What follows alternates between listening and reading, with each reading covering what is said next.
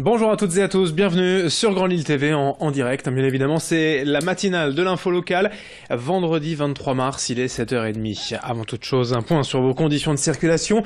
Voici l'infotrafic en direct, en temps réel. Ce matin, du monde sur la 25, la RN 41, de part et d'autre de l'échangeur d'Anglo vers Lille. Ralentissement habituel aussi sur la 1 et la 23. Ça commence à devenir compliqué sur la rocade nord-ouest vers Ouascal. Soyez prudents et patients au volant. D'autres inforoutes très rapidement sur Grand Lille TV ce matin. Les prévisions météo également, un temps gris encore et toujours, chargé et pluvieux en ce vendredi. La situation ne devrait pas s'améliorer d'ailleurs avec la fin de semaine. On enchaîne malheureusement les perturbations, même si le soleil tentera quelques percées aujourd'hui, les éclaircies seront rares. On subira de nouveau des averses par intermittence dans la métropole lilloise et les températures toujours inférieures au normal de saison. 8 degrés prévus cet après-midi à Lille. Les prévisions complètes bien sûr c'est après ce journal.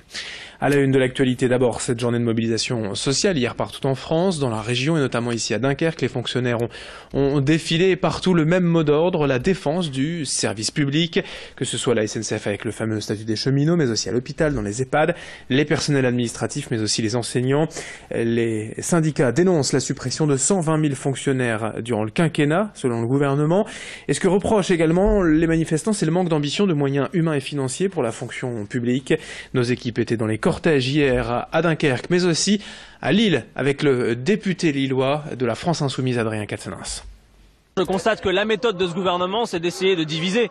Quand vous avez des ministres qui courent les plateaux télé, alors qu'ils savent bien que l'intention réelle, c'est juste d'ouvrir à la concurrence, pour dire oui, il y aurait peut-être un statut de privilégié en ce qui concerne les cheminots. C'était le cas notamment de M. Castaner sur RTL.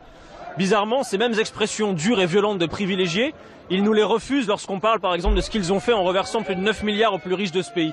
Donc il y a véritablement un deux poids deux mesures qui est inacceptable. Et vraiment, j'appelle les Françaises et les Français à ne pas succomber à cette petite division et à toujours prendre du recul pour voir ce qui est en cause, réellement. Et par ailleurs, notez qu'un amphi de l'université de Lille 3 à Villeneuve-d'Ascq est occupé depuis mercredi par des étudiants du collectif Lille Insurgée. Ils dénoncent le projet de loi sur la sélection à l'entrée des universités. Ils avaient déjà occupé la faculté en décembre dernier, mais ils avaient alors été délogés par la police. Après cette première mobilisation, donc, les syndicats maintenant vont se rencontrer pour décider des suites à donner au mouvement. Une nouvelle journée d'action est déjà prévue, semble-t-il, le 19 avril prochain. Avant cela, la grève des cheminots va bien sûr démarrer, je vous le rappelle, le jeudi 3 avril. 2 jours sur 5 de mobilisation durant 3 mois pour dénoncer la fin de leur statut. On ne manquera pas d'en reparler. Autre actualité dans cette édition, dans la métropole lilloise, cette semaine, durant 48 heures, près de 150 habitants de l'Aire sont dû vivre sans eau courante. En cause, une pollution du réseau public découverte lundi dans la soirée. L'eau a été rétablie mercredi soir, mais seulement pour permettre à ces personnes d'aller aux toilettes, car l'eau reste polluée, elle n'est pas potable, impossible donc de faire à manger, de faire la vaisselle ou même de se laver les dents. En contrepartie, l'opérateur Iléo distribue 2 fois par jour des packs d'eau à ses habitants. De son côté, la société responsable du réseau a entrepris des travaux pour nettoyer la canalisation responsable de la pollution.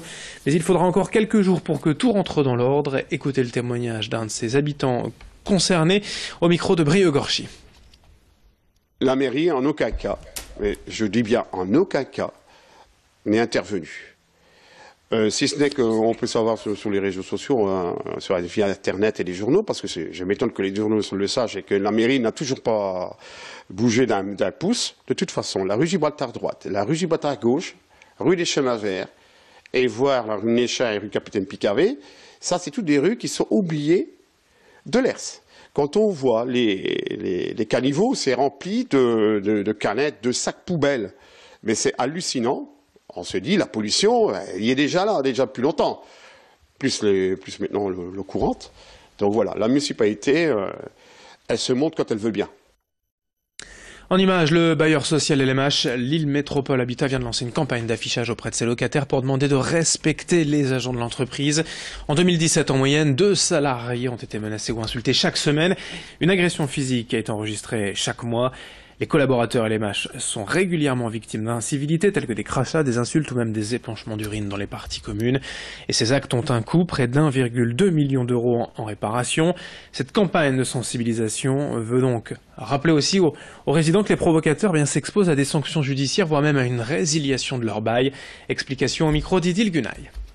Nous avons engagé une démarche qui s'appelle promouvoir et réussir le mieux travailler ensemble, qui a consisté notamment à des diagnostics et des groupes de parole de nos collaborateurs dans l'ensemble des directions de LMH et a émergé également de la part des collaborateurs, en particulier des agences de proximité, la nécessité de communiquer à nouveau sur les incivilités, considérant et faisant le constat que la relation entre nos collaborateurs et nos clients s'était accentuée en termes de tension, parfois d'agressivité et d'incivilité également, qu'il s'agisse encore une fois de la relation entre les demandeurs de logement et les clients au sein de nos accueils en agence, qu'il s'agisse également des comportements d'un certain nombre d'entre eux sur le terrain, dans les parties communes de nos résidences.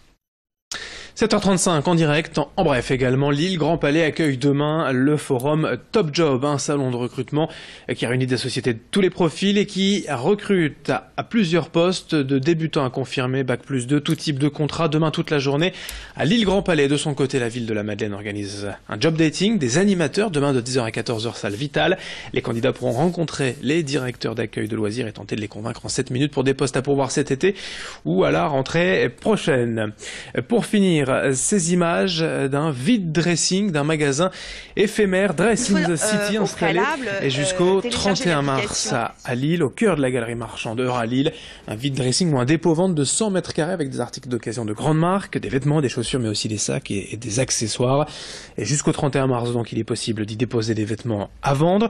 Mais ceux-ci doivent tout de même répondre à des critères bien précis en termes de marque, d'usure et de date d'achat. C'est de 10h à 20h tous les jours jusqu'au 31 mars à heure à Lille. Précision au micro d'Idil Gunay. Il faut au préalable télécharger l'application Dress in the City, se créer un compte avec un pseudo, un mot de passe. Ensuite, il y a les fiches produits qui sont préenregistrées, vous avez juste à cliquer dedans et faire une photo. Une belle photo où on voit le produit bien en entier et vous avez une prévalidation qui est faite sous 48 heures et une fois que cette prévalidation est faite, on peut amener ces articles ici à heure à Lille. Avant le 31, bien sûr. Ensuite, on garde des articles pendant un petit temps. C'est-à-dire que là, en fonction des saisons, on va dire entre 3 mois et 6 mois si c'est des sacs à main. Mais en règle générale, si l'article est bien et le prix est correct, les articles partent rapidement. À 7h37 en direct sur Grand Lille TV. Avant de se quitter, un coup d'œil aux conditions de circulation ce matin. Les ralentissements habituels à l'ouest de la métropole lilloise, la 25, la RN 41, mais aussi la 1, la 22 vers Lille. Soyez prudents et patients au volant. Dans un instant, vos prévisions météo.